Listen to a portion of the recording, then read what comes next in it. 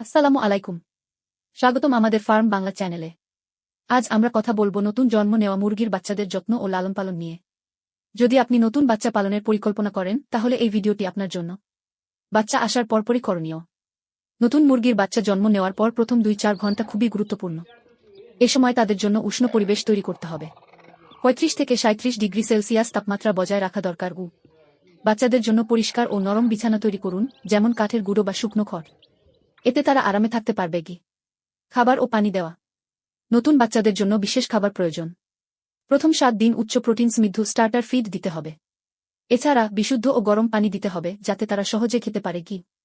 প্রথম কয়েকদিন পানির সাথে কিছু ভিটামিন ও গ্লুকোজ মিশিয়ে দিন যাতে বাচ্চারা শক্তি পায় এবং অসুস্থ না হয়।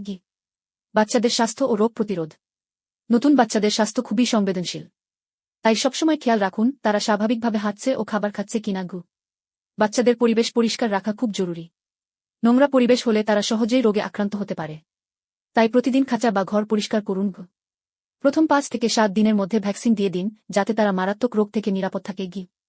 উপসংহার, উৎসাহমূলক কথা। যত্ন আর ভালোবাসা পেলে ছোট্ট মুরগির বাচ্চারা দ্রুত বড় হয় এবং সুস্থ থাকে। আপনি যদি এসব নিয়ম মেনে চলেন তাহলে নিশ্চয়ই আপনার মুরগির খামার সফল হবে। আপনার যদি কোনো প্রশ্ন থাকে তাহলে কমেন্টে জানান।